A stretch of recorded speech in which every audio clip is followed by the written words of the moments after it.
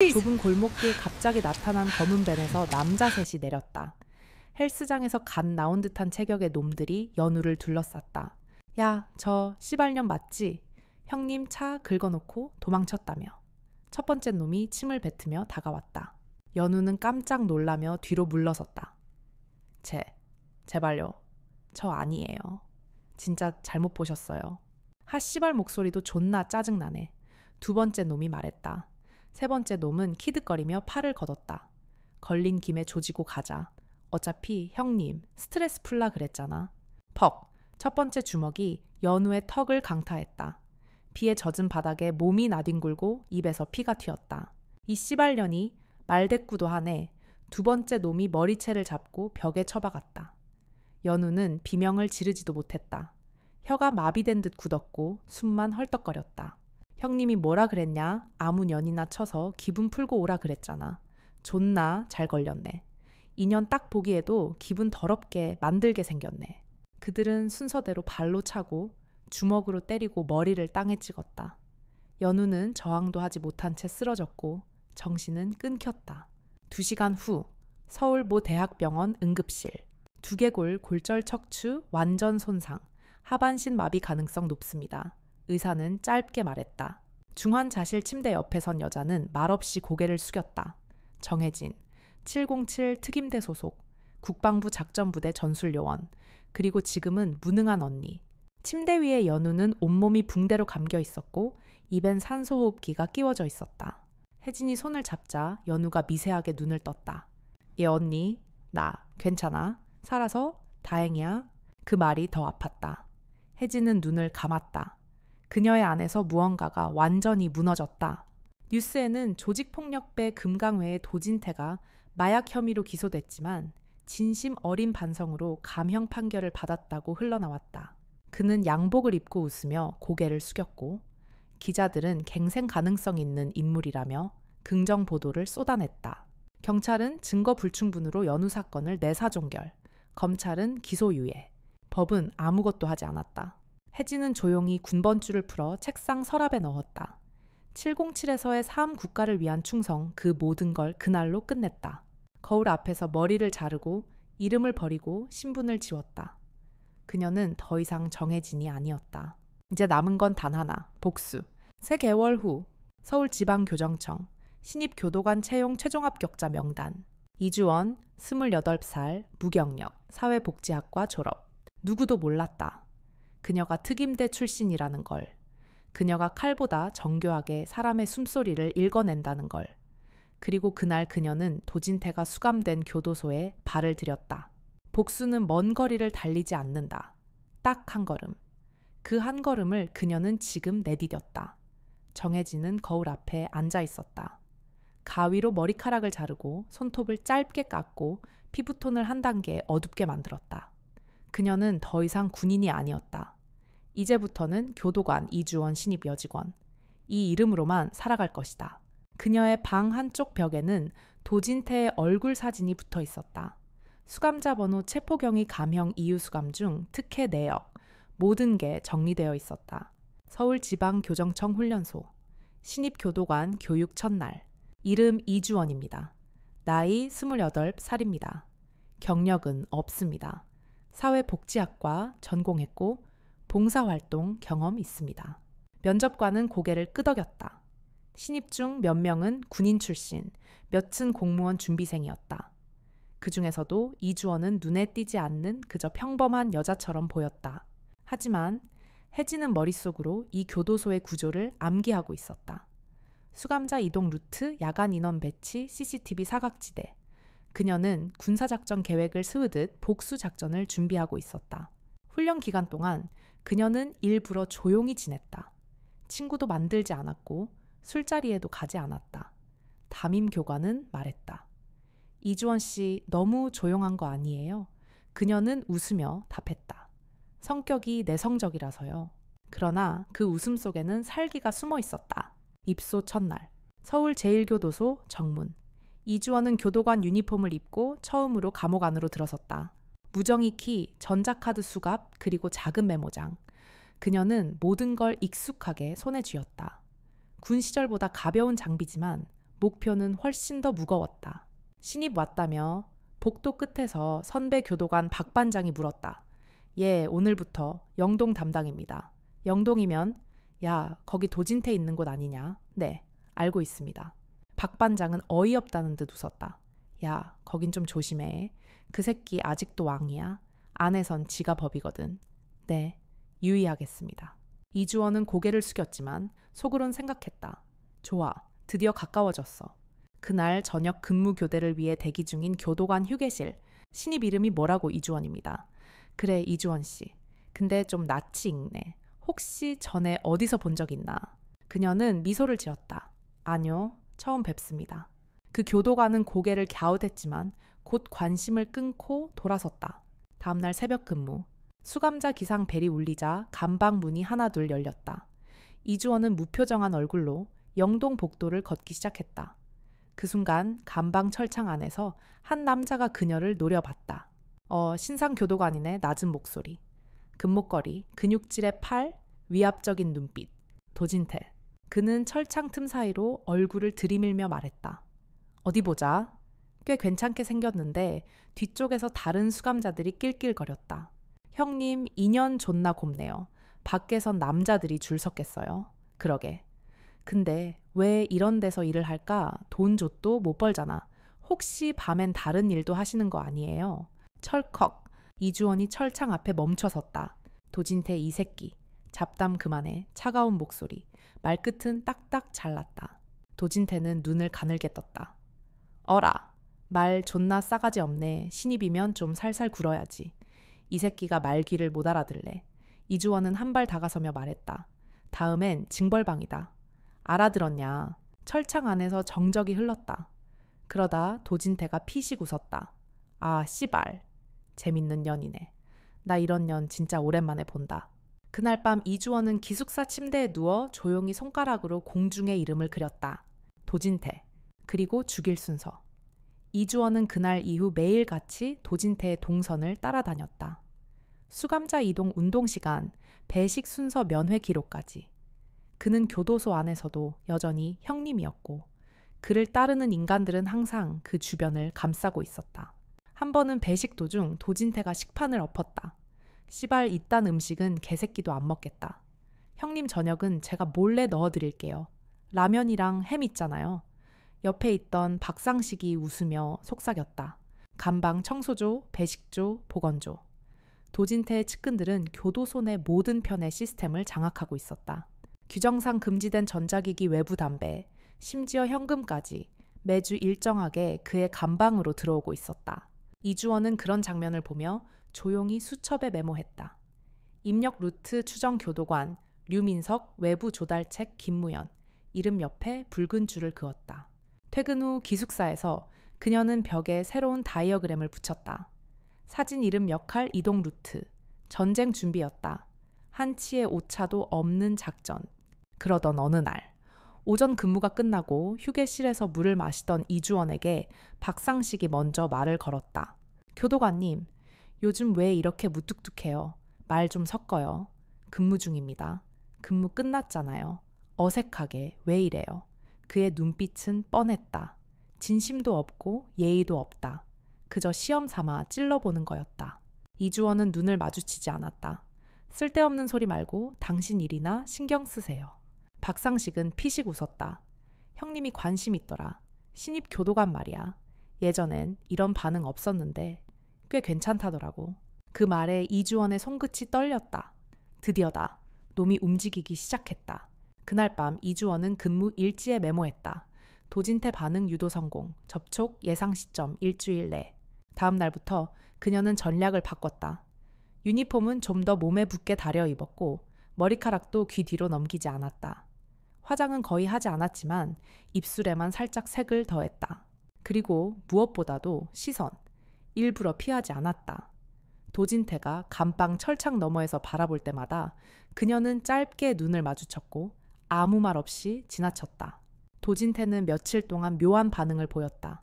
처음엔 비웃었지만 점점 눈빛이 바뀌었다. 그는 철창 안에서 박상식에게 말했다. 야, 그년 눈빛이 이상해. 겁먹은 것도 아니고 날 도발하는 것도 아니야. 그냥 계산하는 것 같아? 형님 신입이라 그런 거예요. 아직 분위기 파악 못한 거지. 아니, 그런 수준이 아니야. 딱 봐도 뭐가 있다. 근데 그게 좀 재밌네. 그날 밤 도진태는 수첩을 꺼냈다. 그리고 직접 손으로 적었다. 이주원, 정보 파악 필요, 접촉 가능성 있음. 그가 누구를 주목한다는 건 두 가지 중 하나였다. 장난감으로 삼든가 아니면 제거하든가. 이주원은 그 모든 계산을 예상하고 있었다. 오히려 놈이 움직이길 바라고 있었다. 그리고 예상보다 빨리 그 기회가 찾아왔다. 야간 창고 근무 지원자 모집.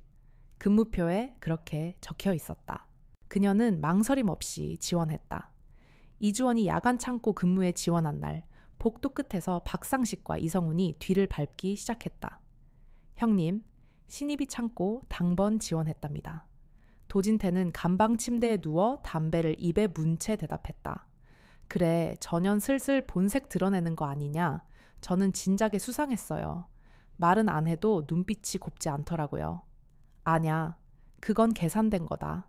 요즘 그런 교도관은 드물지. 감방에서 존나 쫄아 있는 것들만 보다가 저런 년 보니까 색다르긴 하네. 그는 피식 웃었다. 창고 그 족같이 어두운 데서 뭘 하자는 걸까? 박상식은 눈을 빛냈다. 형님 직접 가보시죠. 전현 우리가 직접 확인해 보는 게 빠릅니다. 도진태는 느릿하게 몸을 일으켰다. 그래, 오랜만에 심심한데 장난감 하나 만져볼까? 다음 날 밤, 교도소의 야간은 무서울 만큼 고요했다. 이주원은 창고 조명을 일부러 어둡게 조절하고 서류 박스를 일부러 바닥에 흩뜨려 놓았다. 작은 조명 아래 그녀는 일부러 등을 드러낸 채 무릎을 꿇고 정리 중이었다. 교도관님 왔어요. 낮은 목소리, 박상식이었다. 그 뒤를 따라 이성훈이 들어왔고 마지막으로 도진태가 조용히 문을 닫으며 들어섰다. 오, 생각보다 분위기 괜찮네. 조용하고 누구 눈치도 안 보이고. 이주원은 자리에서 일어나며 말했다. 심심하셨으면 도와주실래요? 그녀의 말투는 부드러웠지만 눈은 차가웠다. 이성훈이 웃으며 다가왔다. 도와달라고 뭐든 해드려야지. 박상식도 그녀 뒤편으로 슬쩍 돌았다. 근데 교도관님, 오늘따라 분위기 많이 다르네요. 어제까진 존나 차갑더니. 도진태는 천천히 다가와 그녀 앞에 섰다. 신입, 내가 궁금한 게 하나 있는데 너 대체 뭘 원하는 거냐? 그녀는 고개를 갸웃하며 웃었다. 뭘 원하긴요? 그냥 심심해서요. 그래, 근데 말투가 왜 이렇게 도발적이지? 그가 한 발 더 다가와 어깨를 잡으려는 순간 이주원의 표정이 변했다. 부드러운 미소는 사라지고 눈빛은 얼음처럼 굳어졌다. 손 치워, 이 개새끼야. 도진태는 당황했다. 뭐 인연이 지금 미쳤나? 박상식이 뒤에서 달려들려는 순간 쾅, 이주원의 팔꿈치가 박상식의 명치에 꽂혔다. 그는 비명을 지르며 바닥에 고꾸라졌다. 이성훈이 주먹을 들고 달려오자 이주원은 그의 손목을 비틀어 뼈를 부러뜨렸다. 아악 비명과 함께 땅바닥에 주저앉은 이성훈은 두 손을 감싸쥐고 떨었다. 도진태는 뒷걸음질 쳤다.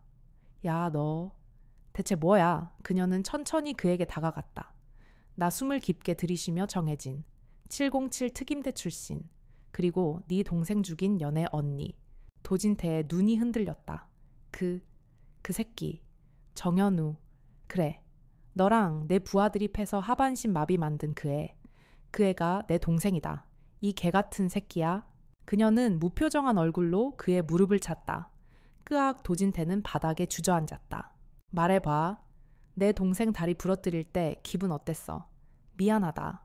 씨발, 내가 잘못했어. 미안. 그녀는 그의 턱을 잡고 눈을 똑바로 쳐다봤다.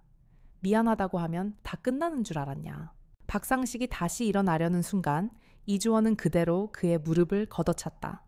다시는 못 걷게 해줄게. 내 동생처럼. 창고 안엔 이제 신음소리만 가득했다. 세 명 모두 바닥에 쓰러져 피를 흘리고 있었다. 이주원은 조용히 휴대폰을 꺼냈다. 응급실이죠. 수감자 셋이 창고에서 싸움이 났습니다. 피가 많이 나요. 빨리 오세요. 통화를 끝내고 그녀는 말없이 무릎을 꿇었다. 손바닥에 남은 피를 바라보며 속삭였다. 시작에 불과해. 끝은 아직 안 왔어. 응급팀이 도착했을 때 창고 안은 피범벅이었다. 바닥에 쓰러진 도진태는 양쪽 팔이 부러진 채 정신을 잃고 있었고 박상식과 이성훈 역시 뼈가 부러진 부위에서 계속 피를 흘리고 있었다. 이주원은 참고 한쪽 벽에 조용히 등을 기댄 채 손을 들었다. 저입니다. 제가 했습니다. 교도소 응급팀은 그녀를 잠시 멈칫거리며 바라봤다. 누구도 예상치 못했다. 여리여리한 외모의 신입 교도관이 이 셋을 도진태까지 포함한 그 악명을 한순간에 끝장낸 것이다. 그날 밤 교도소장실, 이주원은 침착하게 앉아 있었다. 소장은 묵묵히 그녀의 얼굴을 바라봤다. 한참의 침묵 끝에 그는 입을 열었다. 교도관 이주원 무슨 일이 있었던 겁니까? 개인적인 이유였습니다. 제가 모든 책임을 지겠습니다. 책임 지금 그게 책임으로 끝날 문제 같습니까? 끝날 수도 있고 아닐 수도 있죠. 소장님께 달려 있습니다. 소장은 이주원을 뚫어지게 바라봤다. 그리고 조용히 한숨을 내쉬며 말했다. 도진태 우리가 다 알고 있었습니다. 그놈이 어떻게 안에서 군림해 왔는지, 외부 조폭과의 연결 교도관, 매수 내부 커넥션까지 다 보고 있었지만 아무도 손을 못 댔어요. 왜죠? 겁이 났죠?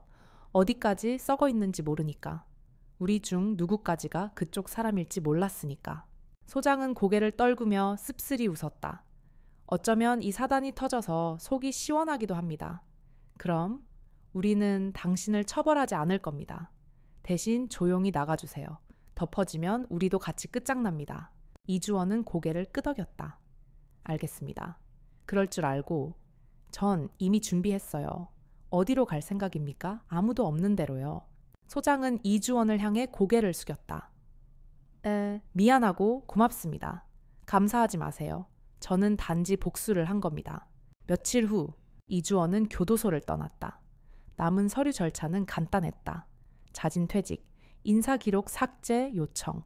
기록상 그녀는 단지 한 달도 안 돼 그만둔 신입 교도관이었다. 그날 밤 그녀는 서울의 병원에 들렀다. 병실 안에는 휠체어에 앉은 연우가 있었다. 언니, 왔어 그래. 이제 좀 숨 쉴 수 있을 것 같아? 연우는 언니의 눈을 바라봤다. 무슨 일 있었어? 아니, 이젠 다 끝났어. 연우는 미소 지었다. 하지만 이주원의 마음 한편엔 무언가가 계속 남아있었다. 한 달 후, 동해안의 작은 어촌 마을. 이주원은 그곳의 작은 복지관에서 봉사를 시작했다. 휠체어 사용자들을 위한 물리 치료를 돕고 노인들의 식사 배급을 정리하고 아이들에게 책을 읽어주는 일. 아무도 그녀의 과거를 묻지 않았고 그녀도 아무 말도 하지 않았다. 밤이면 그녀는 바닷가에 나가 조용히 앉아 있었다. 그 손엔 아직도 군번줄이 아니라 수갑키가 있었다. 버리지 못한 마지막 기억. 그날 창고에서 울렸던 도진태의 비명. 그건 그녀의 심장 어딘가를 아직도 때리고 있었다. 하루는 연우에게 전화가 왔다. 언니 목소리가 좀 밝아졌네. 그래, 잘 지내. 응. 나도 재활 열심히 하고 있어. 미안해. 내가 좀 늦게 움직였어. 아니야. 언니 아니었으면 나는 지금 없었을 거야.